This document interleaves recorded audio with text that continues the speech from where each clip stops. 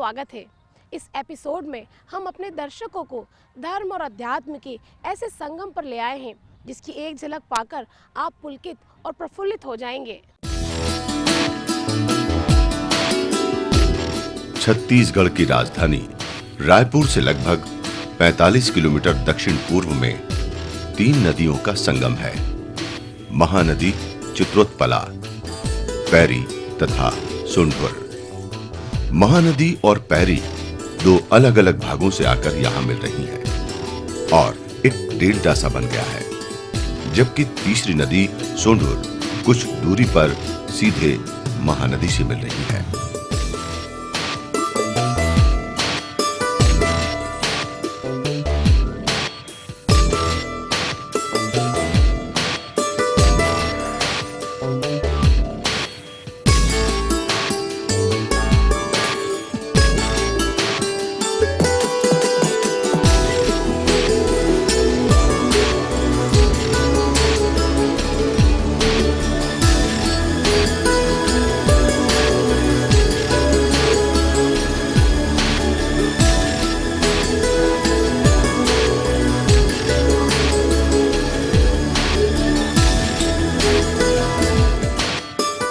महानदी अथवा चित्रोत्पला को प्राचीन साहित्य में समस्त पापों का हरण करने वाली परम पुण्यदायिनी कहा गया है।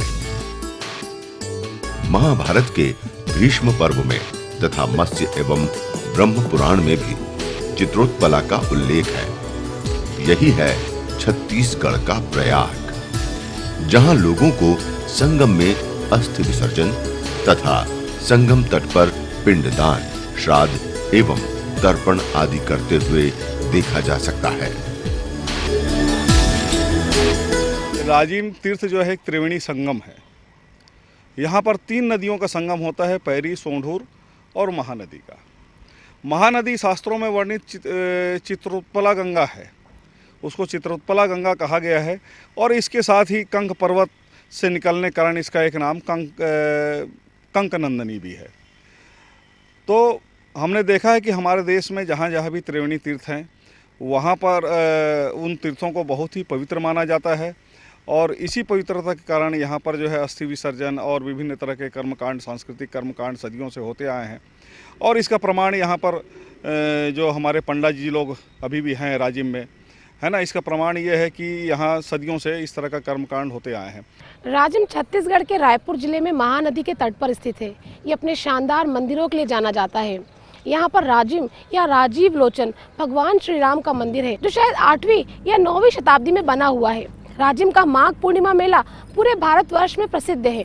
यहाँ के ऐतिहासिक और पुरातत्व महत्व के मंदिरों में प्राचीन भारतीय संस्कृति और शिल्प कला का अनोखा समन्वय नजर आता है।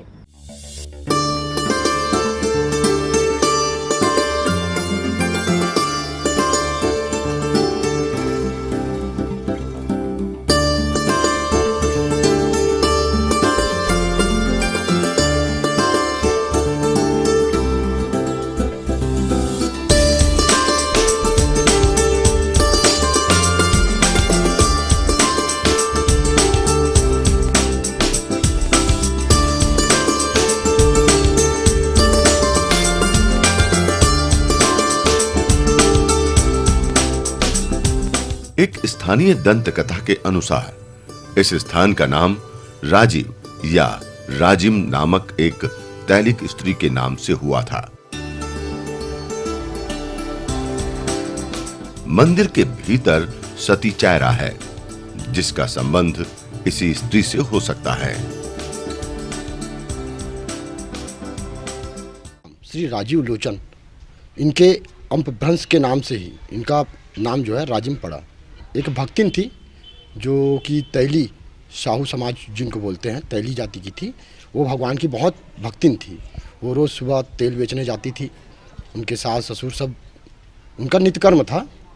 वो एक बार ऐसी ही निकली जिनसे कि उनका जो पैर है ठोकर खा के पत्थर से गिर पड़ी। गिरने के बाद वो रोने लगी, विलाप करने लगी।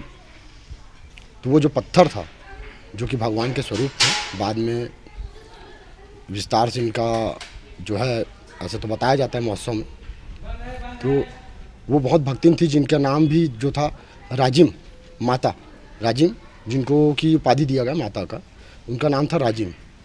तो ये ऐसी दंत कथाएं हैं जो जुड़ी हुई है। अपभ्रंश भगवान श्री राजूलोचन के नाम से भी है और माता जी के नाम से भी है।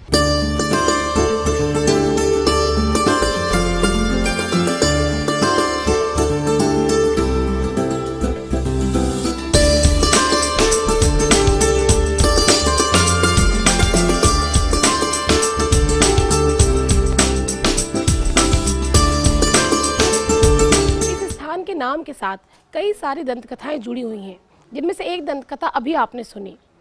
ऐसे कालांतर और प्रकारांतर में इस स्थान के साथ कई दंतकथाएं जुड़ती चली गईं। अब हम आपको ले चलेंगे राजीव लोचन मंदिर, लेकिन उसके पहले लेते हैं एक छोटा सा ब्रेक।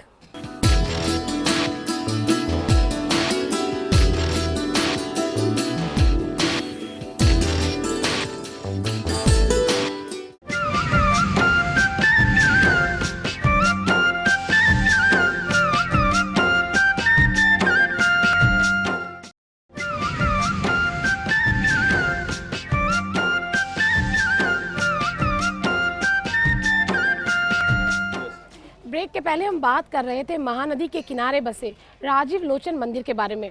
आइए इस मंदिर के भीतर ही चलकर जानते हैं इसके वैभवशाली अतीत के बारे में।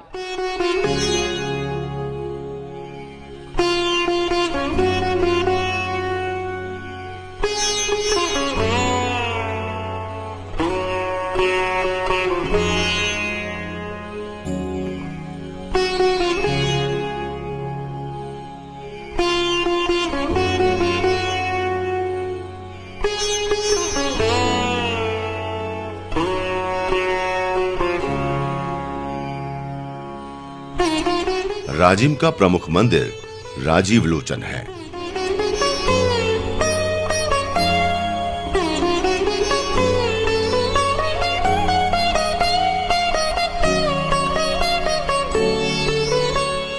इस मंदिर में 12 स्तंभ हैं।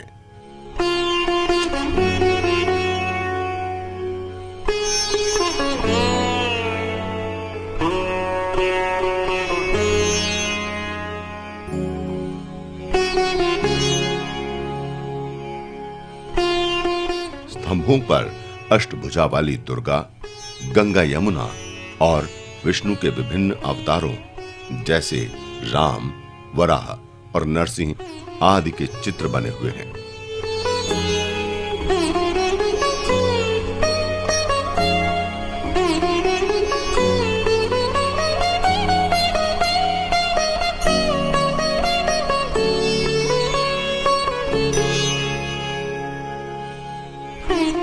यहां से प्राप्त 2 अभिलेखों से ज्ञात होता है कि इस मंदिर के निर्माता राजा जगतपाल थे।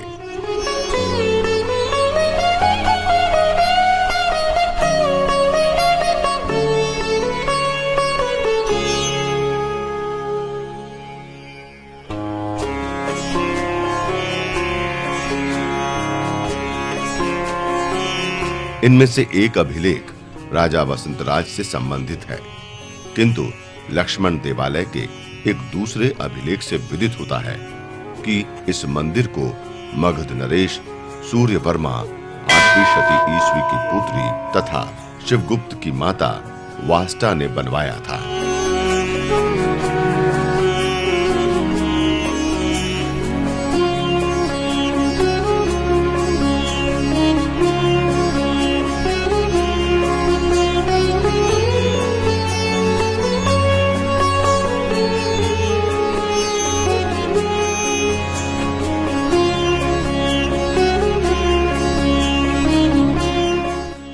राजीव लोचन मंदिर के पास बोधि वृक्ष के नीचे तपस्या करते बुद्ध की प्रतिमा भी है।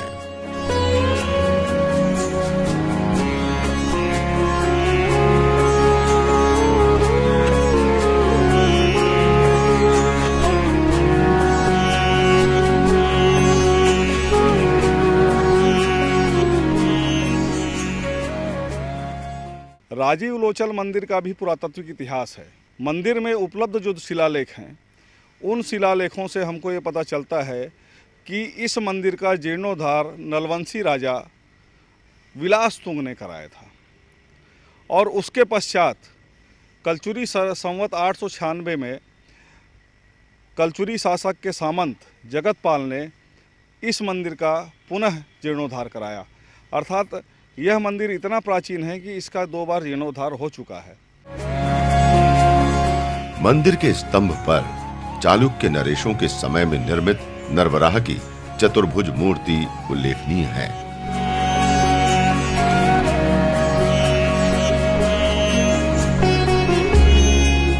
वराह के वाम हस्त पर भूदेवी अवस्थित हैं। शायद ये मध्य प्रदेश से प्राप्त प्राचीनतम मूर्ति है।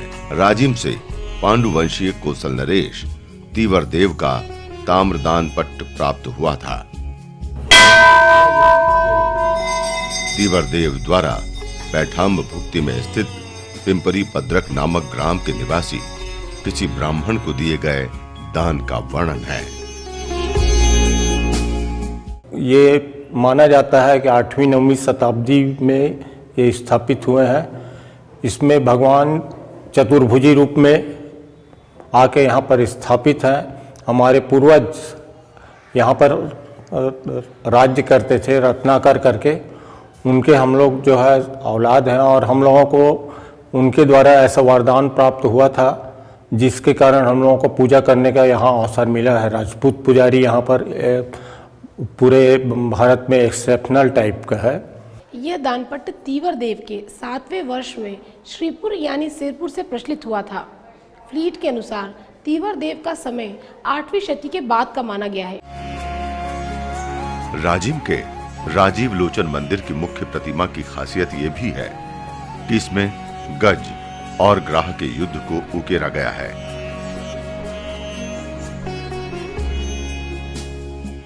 गजेंद्र मोक्ष की कथा को भगवान राजीव लोचन की प्रतिमा के साथ ही दर्शाया गया है।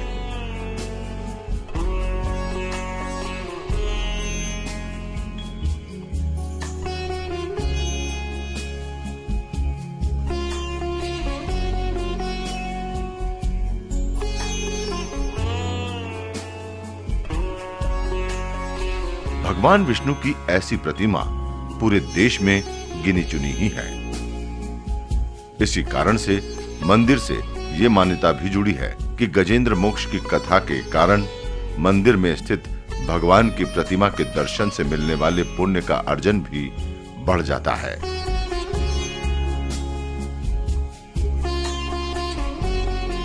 भगवान राजीलोचन विष्णु भगवान का मूर्ति है जो साक्षात चतुर्भुजी रूप में स्थापित हैं।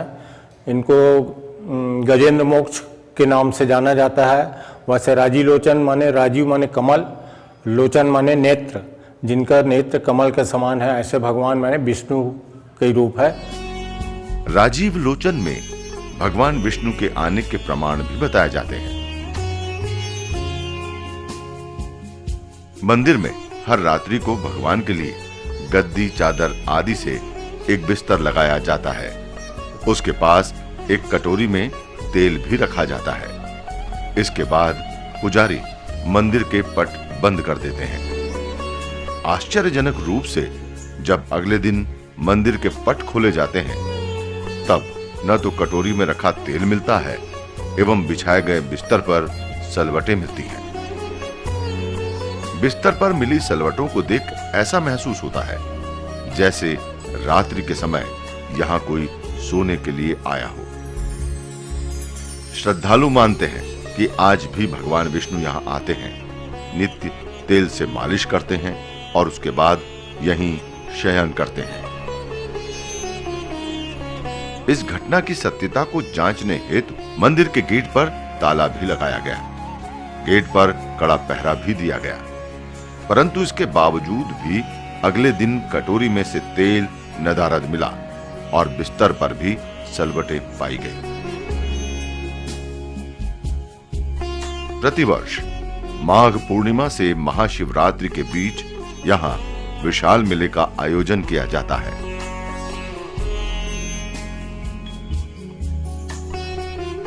इस मेले को राजिम कुंभ के नाम से जाना जाता है। माघ पूर्णिमा को भगवान राजीव लोचन का जन्मदिन माना जाता है। श्रद्धालुओं का विश्वास है कि माघ पूर्णिमा की सुबह यहां स्थित त्रिवेणी संगम में स्नान करने से लोगों की व्याघ्र बाधाओं एवं पापों से मुक्ति हो जाती है। इस मंदिर की विशेषता ये है कि गज और ग्रह के युद्ध में जो वर्णन किया गया है वो इस मंदिर में प्रतिमा के साथ उतारा गया है। भगवान विष्णु के साथ यहाँ पर गज और ग्रह दोनों को ही चित्रित और उकेरित किया गया है और इसीलिए इस प्रतिमा स्वरूप को गजेंद्र मोक्ष भी कहा जाता है। इस मंदिर की एक खासियत और भी है, भगवान यहाँ दिन में 3 रूप धारण करते हैं। सवेरे उनका बाल रूप में श्रृंगार किया जाता है, दोपहर में उनका युवा रूप हो जाता है और रात होने पर उनका जो श्रृंगार है वो वृद्ध रूप में किया जाता है। गर्भगृह में राजीव लोचन यानी विष्णु की मूर्ति सिंहासन पर स्थित है। ये प्रतिमा काले पत्थर की बनी चतुर्भुज आकार की है। इसके हाथों में शंख, चक्र, गदा और पद्म है। इसकी लोचन के नाम से पूजा होती है। मंदिर के दोनों दिशाओं में परिक्रमा पथ और भंडार गृह बना हुआ है। महामंडप को 12 प्रस्तर खंभों के सहारे बनाया गया है। गर्भगृह के द्वार पर दाएं बाएं और ऊपर चित्र हैं। इन पर सर्पाकार मानव आकृति अंकित है और मिथुन की मूर्तियां हैं।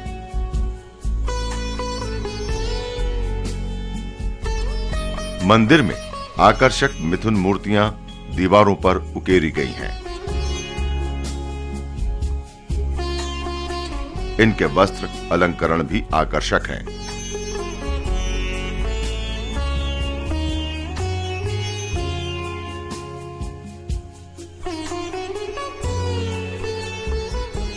राजीव लोचन मंदिर में वैसे तो अन्य मंदिरों की भांति देखरेख के लिए ट्रस्ट मौजूद है, परंतु राजा रत्नाकर के समय से ही इस मंदिर में क्षत्रिय पुजारी मंदिर में नियुक्त हैं।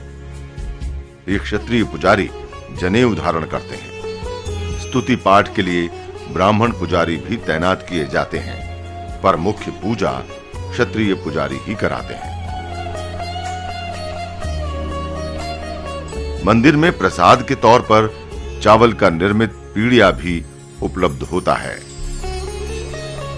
राजिम में कुलेश्वर महादेव मंदिर भी है जो 9वीं शताब्दी में स्थापित किया गया था। ये मंदिर महानदी के बीच द्वीप में स्थित है। इस मंदिर के बारे में भी हम आपको बताएंगे, लेकिन उसके पहले लेते हैं एक छोटा सा ब्रेक।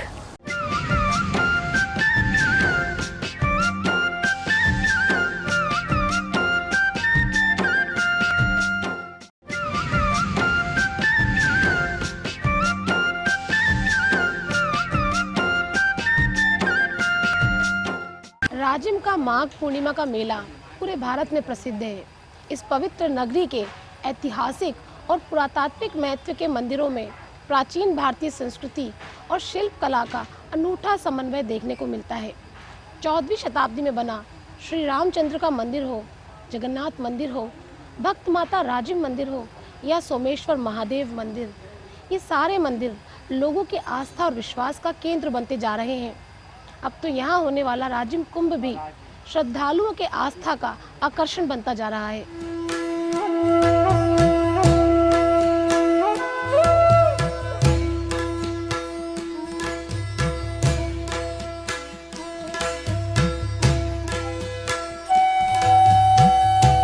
फरवरी मार्च माह में माघ पूर्णिमा से लेकर महाशिवरात्रि तक 15 दिनों के लिए लगने वाला भारत का 5वां कुंभ मेला छत्तीसगढ़ की धार्मिक राजधानी प्रयागधरा राजिम में हर वर्ष लगने वाला कुंभ है।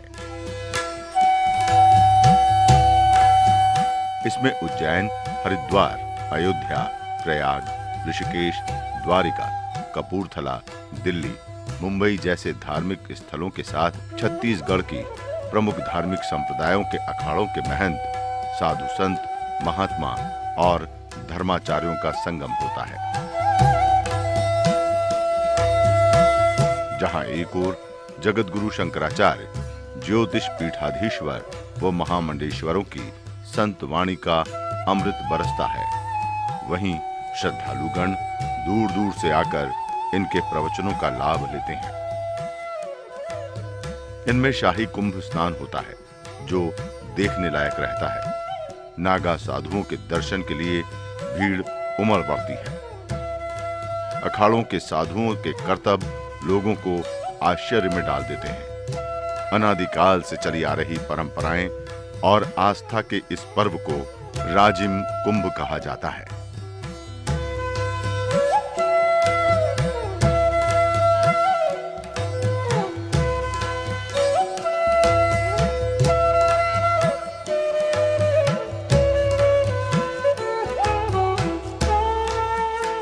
छत्तीसगढ़ राज्य बना तो कुछ वर्षों बाद राज्य मेले में कुंभ आयोजनों को नया आयाम मिला। ये एक दृष्टि से बड़ा काम भी है। देश के दूसरे प्रांतों में कुंभ स्नान के लिए लोग जाते हैं। छत्तीसगढ़ में भी कुंभ के लिए पवित्र नगरी राजिम को धीरे धीरे चिन्हित किया गया। वर्तमान समय में राजिम कुंभ देश भर में विख्यात हो गया है। राजिम कुंभ की शुरुआत जो है सरकार छत्तीसगढ़ शासन के द्वारा किया गया, जो 2004 में इसको पुण्य मेले को राजिम कुंभ का नाम दिया गया और विभिन्न जगह स्थानों से संत अब यहाँ पर पधारते हैं और भक्त श्रद्धालु जो है उनके दर्शन करते हैं और राजिम में आकर इस पद्म क्षेत्र में आकर पुण्य स्नान का लाभ उठाते हैं। राजिम कुंभ साधु संतों के पहुंचने व प्रवचन के कारण धीरे धीरे विस्तार लेता गया और ये अब प्राचीन काल के 4 कुंभ हरिद्वार, नासिक, इलाहाबाद व उज्जैन के बाद 5वां कुंभ बन गया है। राजिम का ये कुंभ हर वर्ष माघ पूर्णिमा से प्रारंभ होता है और महाशिवरात्रि तक पूरे एक पखवाड़े तक लगातार चलता रहता है। राजिम कुंभ सदा से ही भारतीय मानस के गहरे अर्थों को रेखांकित करता रहा है। वो भारतीय जीवन के उल्लास पक्ष को भी दिखाता रहा है। राजिम कुंभ लोगों के मन की सहज श्रद्धा, उनके जीवन की सहज आस्था, सामान्य उल्लास लगने वाले जीवन को अद्भुत उल्लास और पूर्णता से भर देता है। एक ओर जहां श्रद्धा के भाव से भरे होते हैं तो दूसरी तरफ मेले के उल्लास के चटक रंग भी यहाँ मौजूद हैं। हमर धरोहर की इस कड़ी में इतना ही, लेकिन राजिम का ये सफर यहीं खत्म नहीं होता। अगले एपिसोड में आपको दिखाएंगे कि राजिम ने कैसे उगले इतिहास के कई राज।